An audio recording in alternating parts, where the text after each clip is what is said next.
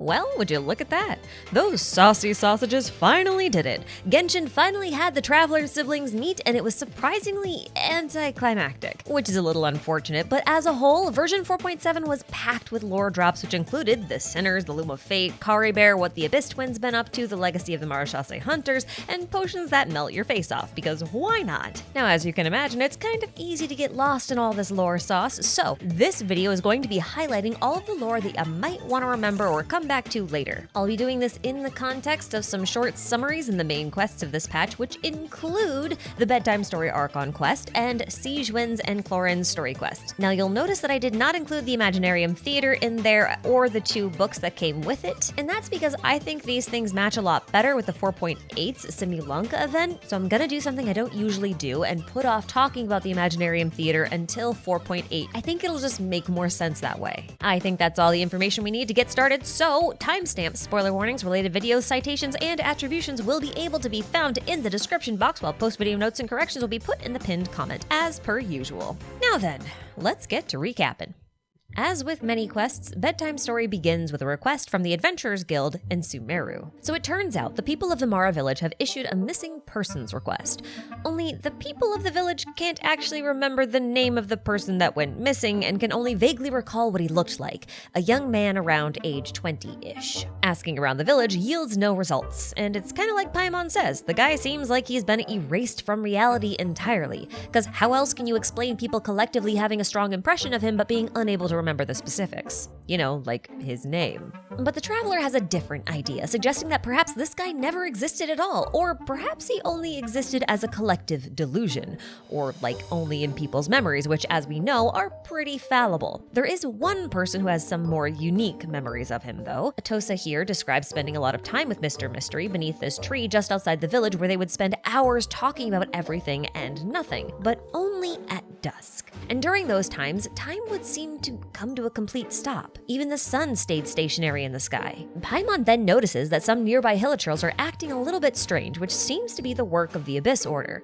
which is odd because what are they doing near Vimara village? They seem to have been there for a while too, because Atosa mentions that the children aren't even allowed to play outside the village anymore because the hilichurl activity makes it too dangerous. And then Dainsleif appears, out of nowhere, as usual. But it's not entirely unexpected because wherever the Abyss Order is, Dane is bound to make an appearance at some point.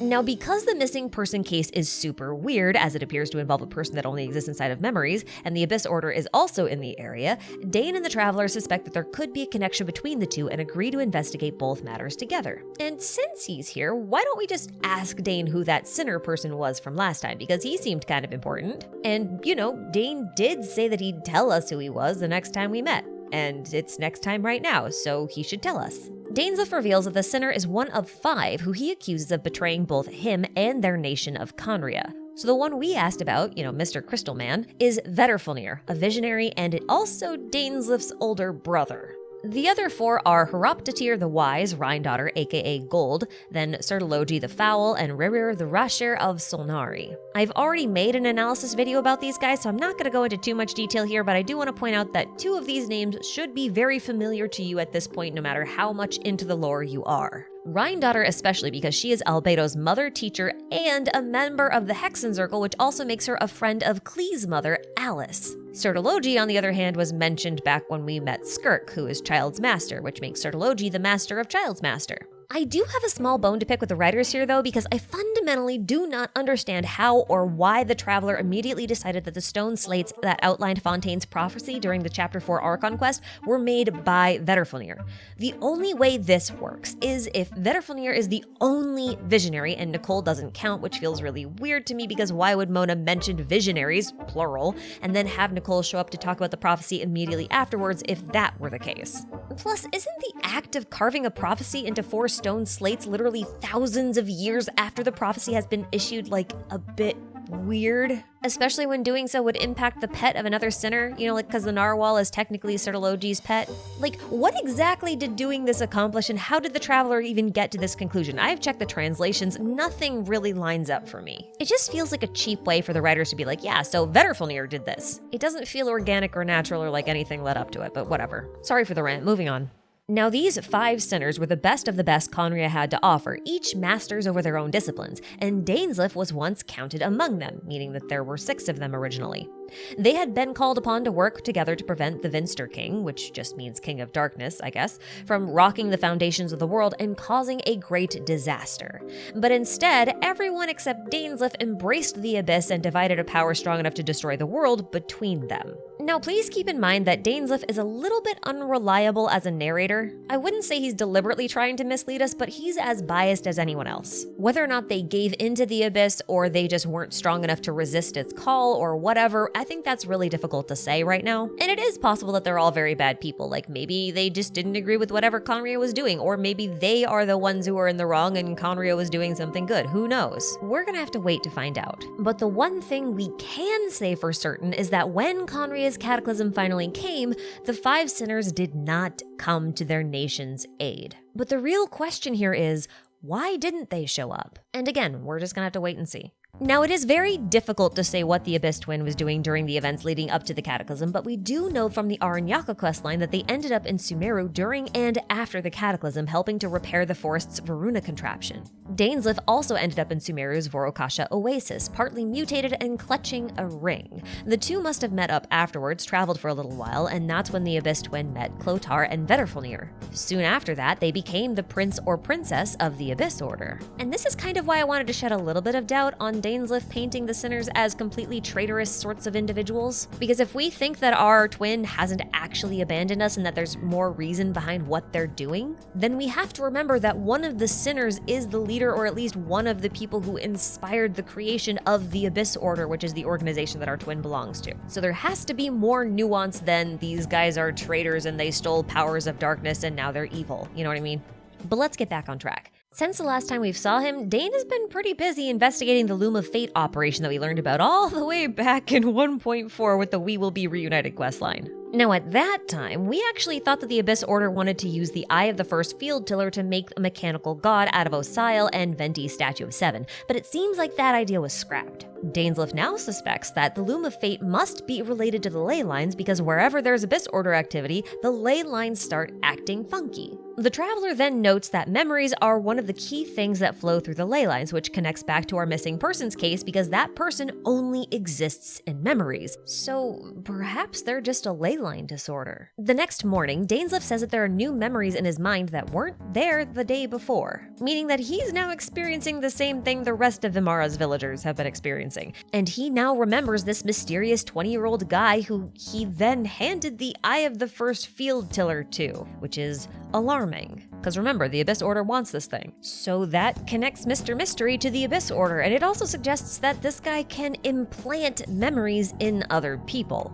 So now we just need to double check on the Eye's hiding place and make sure it's still there. So this domain has a lot of interesting puzzles. It's an Enkanomiya-style place, so no surprise there, but the symbols here are new and awfully similar to the Quincunx symbolism found in the Chasm, Liwet, and Deshret's ruins. I made a video that focuses heavily on this symbol, so I'm kind of hypersensitive to whatever we see it, so just know that this could be a false flag. Now, Dainsleif experiences 2 headaches at this point, one at the entrance to the domain and one at the heart of the domain, and both are the work of Mr. Mystery doing his memory shenanigans.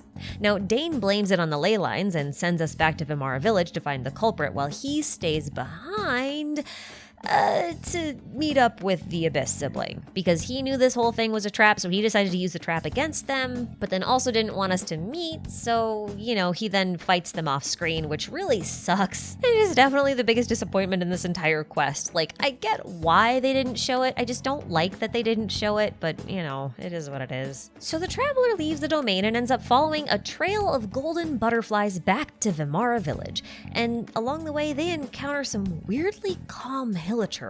And also there's a voice inside their head that's reading them a bedtime story. Once we get back to the village and talk to some people though, Paimon starts to wonder if we actually went back in time. Because the people in the village now remember Mr. Mystery, but they don't have any recollection of reporting him as missing. So Paimon's like, hey, this makes sense, time travel. He just hasn't gone missing yet. We went back in time. But the Traveler's like, no, time travel's really hard. That seems very unlikely. And since all the stuff so far seems to be related to the ley lines and ley lines only impact memories, then it seems far more likely that we're inside someone's memories. Kind of like how we entered our twins' memories the last time we met Dane.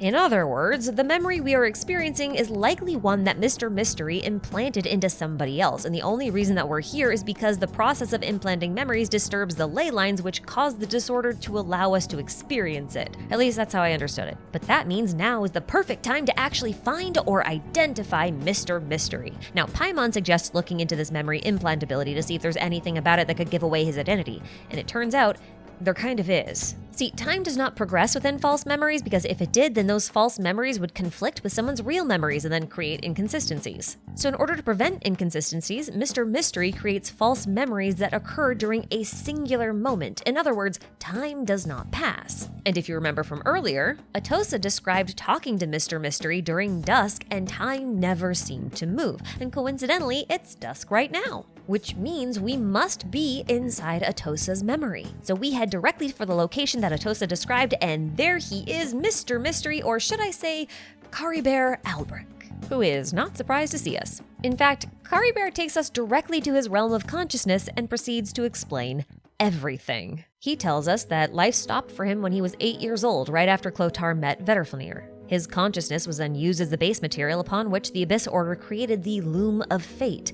But he isn't really him, he's just a residual consciousness that will fade away once the Loom of Fate is completed. Knowing that he would soon disappear, he wanted at least one chance at the life he would never be able to have. So he implanted memories within the people of Imara Village, piecing together a future he could never have, one memory at a time. But his time is finally up. The Eye of the First Field Tiller was the last piece required for the Loom of Fate to be complete, and the Abyss sibling had seized it during their confrontation with Dane, who hadn't realized at the time that he hadn't actually given the eye to the Traveler and still had it hidden inside of him. Caribert had manipulated his memories to the Abyss Order's advantage. Now, I have done a deep dive theory video on the Loom of Fate, which I will link in the description if you want to hear all of my wild speculations about this, because there's a lot. But lore-wise, we only know that the Loom of Fate can do one thing in particular, and that is weaving new ley lines. And that's it. Now, there is a little bit of nuance here, because the Loom of Fate can't extend or replace existing ley lines. It can only create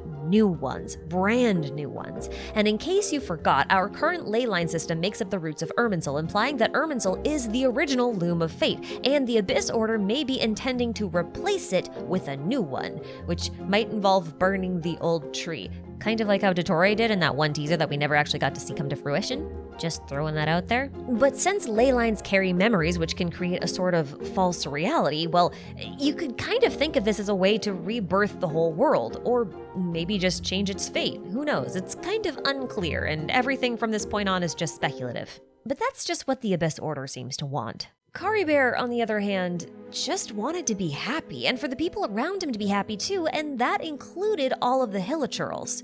Because remember, the Hilichurls used to be the citizens of Conria. They could have been people he knew or just saw on the street every day, or maybe even some family members. So once he had the eye and the Loom of Fate's power was at its peak, he decided to help ease the Hilichurls' suffering by implanting the memory of a bedtime story his father once told him that just brought him comfort when he was suffering in his Hilichurl form. And after he managed that, he just fades away. And then the Traveler reunites with their sibling, but because this is a realm of consciousness, the two are not actually tangible, so all they can do is talk. The sibling then explains that after the Conrian Cataclysm, the heavenly principles have been silent. Perhaps they're asleep, which is why, no matter what happens in Teyvat, they do absolutely nothing. It does bring into question whether or not the events like Focalor's deceptions were actually pointless, but we're going to talk about this in a second. The sibling continues to explain that when they finished their journey while we were asleep somewhere, they arrived in a place called the Sea of Flowers at the End, which is an endless sea of Intevats, and the Traveler had originally wanted to find a world that possessed these exact flowers, which has so many possible connotations, like, based on their name alone, Intevats should be native to Teyvat. So how did the twins know of these flowers without having been there? Or are the twins from Teyvat and they just don't know it? Because there are a few cases where the flower in Lumine's hair is stated to have come from the twins' homeland, so either Teyvat and their homeland has the same unique flower, or the twins are from Teyvat. But that's pretty much everything new that the sibling has to share, because without Caribert, the realm of consciousness inside of the Loom of Fate has started to fade away, and without this space, neither sibling will remember anything about their meeting. Still, I like to think that this conversation wasn't meaningless, because I think even the memories you forget are important. Besides, at the end of the quest, Caribert seems to have left us a little gift. A photo of him and both siblings, a souvenir of an event that definitely happened regardless of whether or not anyone remembers it. Same goes for the dolls of Atossa and Caribert sitting in that special little tree.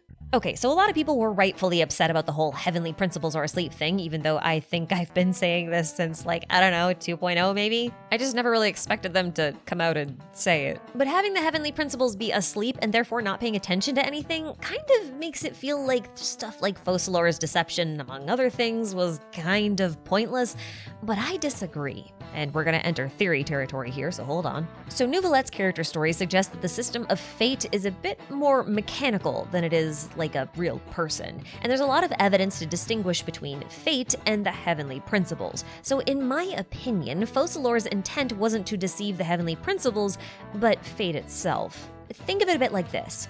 Teyvat is trapped in a room or a box, and it's being watched by a machine that's called Fate, and that Fate machine has a fixed set of conditions that it has to monitor in order to ensure everything is progressing the correct way. This automated Fate machine would be operated and maintained by its operator, who would be the heavenly principles. So let's assume that the machine's operator decided to take a nap but left the machine running. The machine would continue to monitor things. It can then flag any sort of weird things that happen, and maybe even make minute corrections if it has to get things to match its programming again. And if things go way out of whack, then maybe it tries to wake its operator with an alarm bell. So I'm thinking that Focalor's is technically tricking the machine by technically obeying the conditions it's been programmed to check for.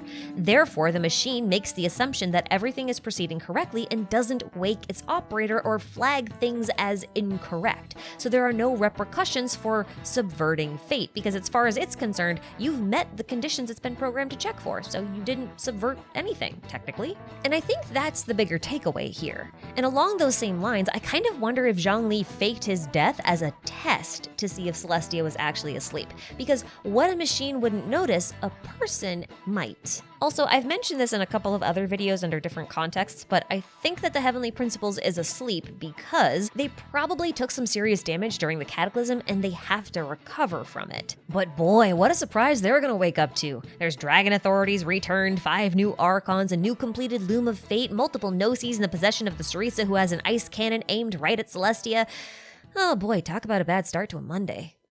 Sigewinne's quest finally shed some light on why she doesn't look like any other Melusines. And while I am glad I don't have to think about the biological complications that would come from her being half-human, this quest has other implications about primordial seawater that are strange and awesome at the same time. And it all starts with a face cream salesman named Potton, because obviously talking about skincare is the best and most tactful way to ask Sigewinne why she looks like that. Fortunately for Paimon, Sigewinne is not easily offended. She immediately dismisses the idea that she is half-human, then explains that her appearance is the result of a special potion that she received from the woman who taught her about medicine. So hundreds of years ago, back when the Fontanians still held prejudice towards the Melusines, Sigewinne decided to study human medicine under her teacher despite most people rejecting her. Eventually, she managed to befriend a young girl who one day fell terminally ill.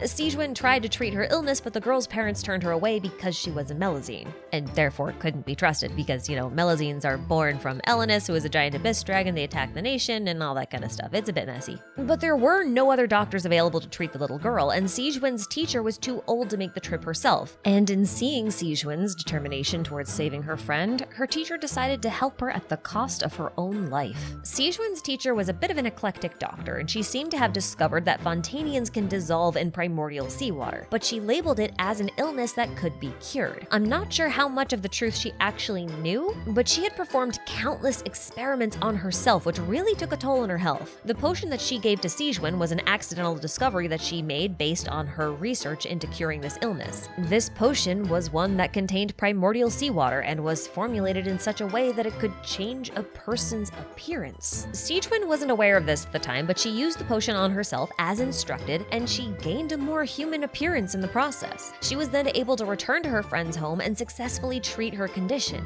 but in doing so, she broke the law and ended up serving a sentence in Meripede where she became an indispensable valuable asset to the prison. And Sigewinne actually probably didn't know anything about the truth until the events of the Chapter 4 Archon Quest. So that's like many hundreds of years later. So yikes. Now here's the thing. That face cream salesman we talked about earlier that started this whole quest created his butterfly dew cream using melted Fontanians, like the puddles that they turn into once you douse them in primordial seawater. You might recall from the Chapter 4 Archon Quest that all the people of Fontaine were originally Oceanids, who had been reshaped to look like humans, and they continued to act like humans until they forgot they were actually Oceanids. But since Neuvillette regained his authority and turned all the Fontanians into real humans, they no longer dissolve, which means that not only is it impossible to get more of this melted person liquid, but the new bodies are way less compatible with the potion's formula than before. But this kind of implies that the potion Sigewinne's master gave her was literally made out of her master's liquefied body parts. So that's a thing.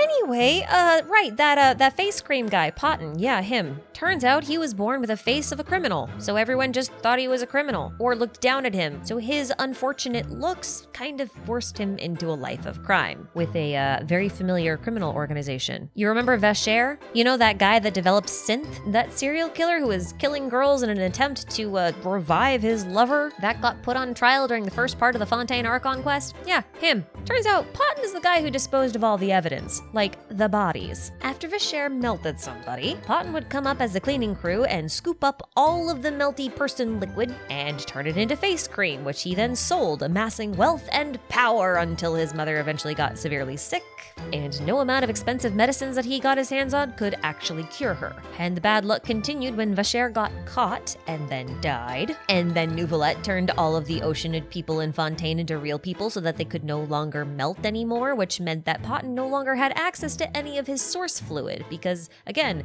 people wouldn't melt. Now Sigewinne, being the genius pharmacist that she is, found a way to reverse engineer his formula using hydroidolon water droplets, which makes sense because they're related to Oceanids, and also transoceanic pearls, which I think are mimicking the properties of primordial seawater because these pearls are effectively a crystal harvested from a Fontamer aberrant, and they contain, quote, a mysterious energy. The Fontamer Sea is another name for the primordial sea, so I'm pretty sure that these contain energy related to the primordial sea, okay? Basically, she's made a more ethical version of the potion. Because I really do think that the secret ingredient isn't technically like the melted person, but the primordial seawater itself. Anyway, Potton was running out of his own supply and he needed more. So he melted off of his face with the help of his remaining potion, then snuck into Meropide and helped several of his former partners who worked for Vacher escape Meropide by swapping their faces with the faces of other inmates. These colleagues of his were supposed to provide him with more supplies, but due to that big old primordial seawater flood, there actually wasn't any source fluid left. So of course they're of no use to him, so he abandons them, then takes Sigewinne's offer of a new, more stable formula and heads back to his house after swapping his face back to his original one, because he actually wants his dying mother to recognize him before she passes away. However,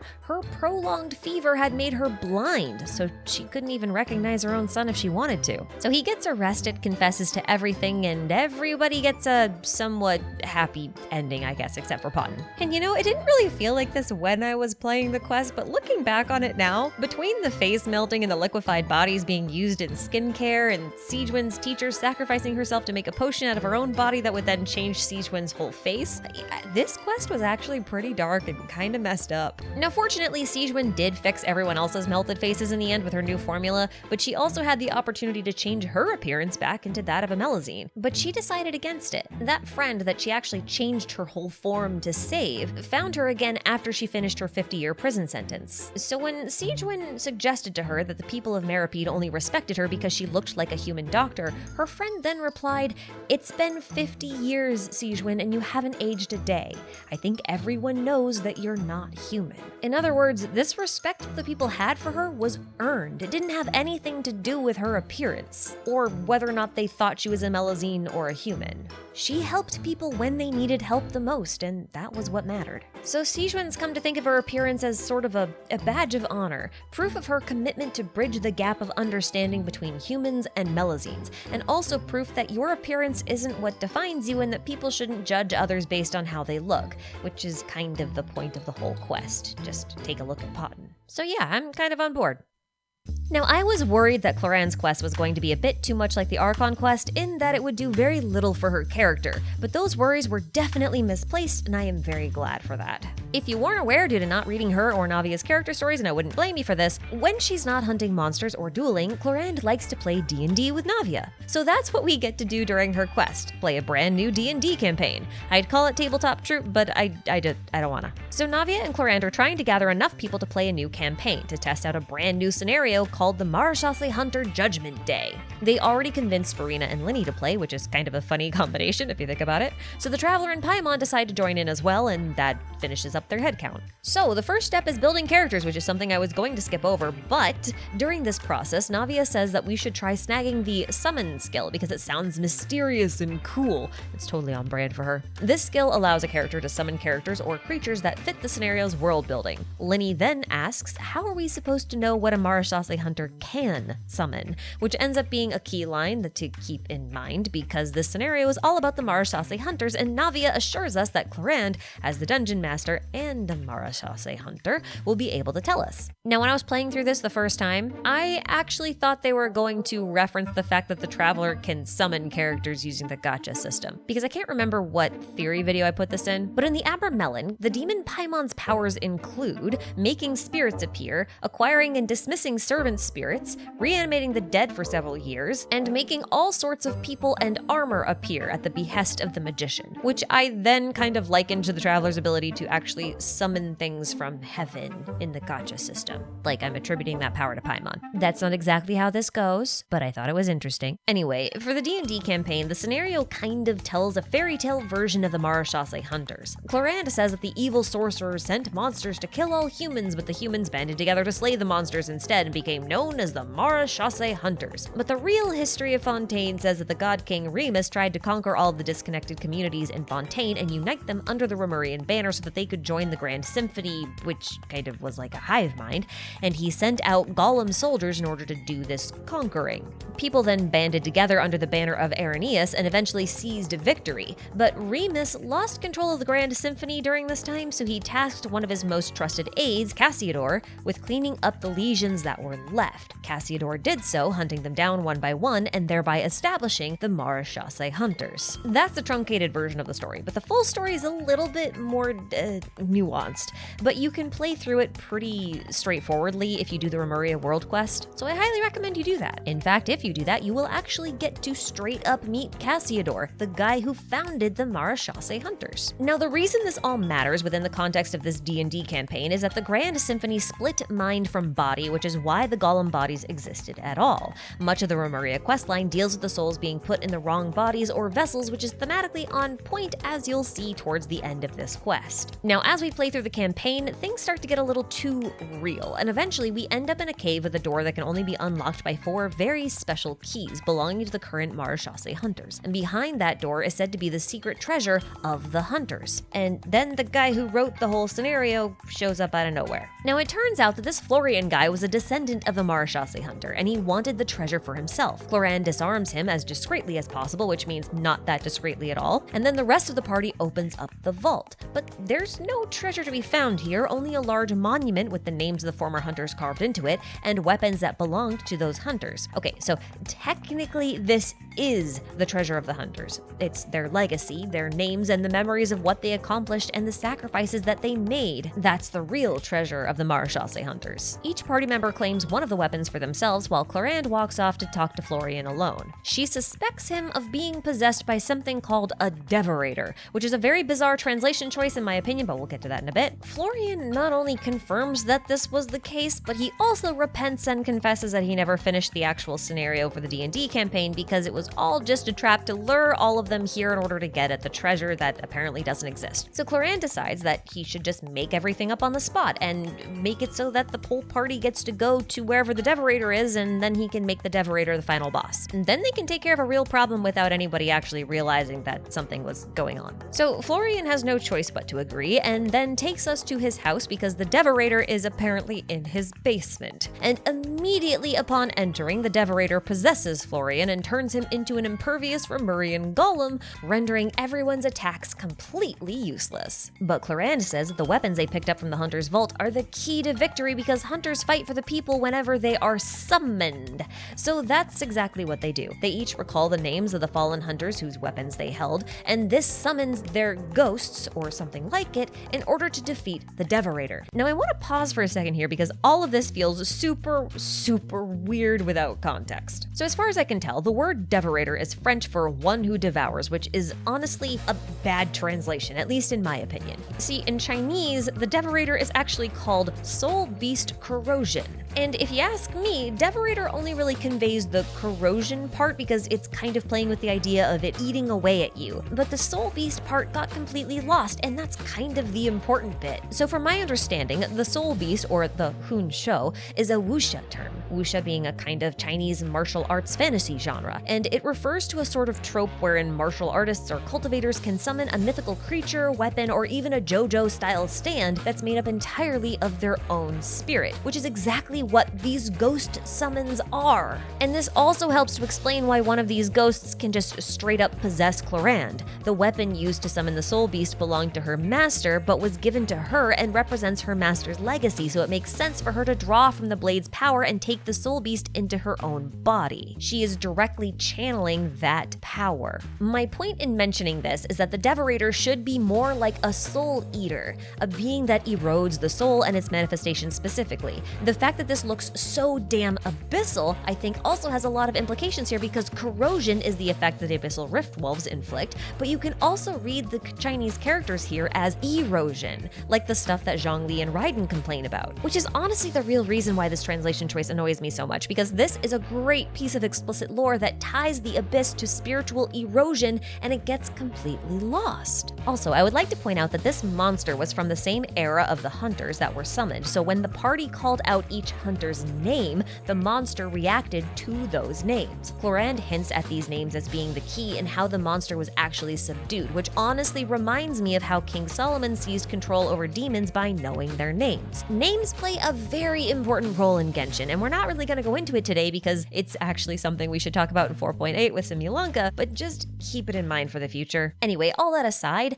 the Hunter's Ghost Stand takes out the Devorator and the D&D campaign is complete. Now I know I glossed over most of the campaign, but that's kind of because, like, apart from the story reminding me so much of Vera's melancholy for reasons that I can't really articulate, I don't really know how much of this quest is worth highlighting. Like, yeah, there are some neat little pop culture references, and we also got to learn more about Clorinde's upbringing, like how she had a Geoge Bishop for a pet that she dueled with when she was like 5, and we also got to learn more about the Marechaussee Hunter who raised her until the age of 10, but the only curious thing that stands out to me here is that scene with the king being kinda lifeless on the throne and being kinda controlled or puppeted by his advisor, if only because it reminds me a lot about how the king of the Crimson Moon dynasty of Conria was talked about in both the Crimson Moon Semblance and Paranary, although that other one might have been the Eclipse King, but still, it is a bit odd that they overlap so much. There may or may not be something there, we're just gonna have to wait and see. My apologies for not talking about the Hexen Circle and the Imaginarium Theater, even though they came out this patch, but I think it's going to be a lot easier to talk about them in relation to Simulanka since that's also based on the Hexen Circle, and I am including both of the books in that statement. I know I said this in the introduction, it's not something I normally do, but just, it's going to be easier if everything's all in one place, just trust me on that one. Now then, behold the glory of my channel members as they fly across the stream. Man, look at them go!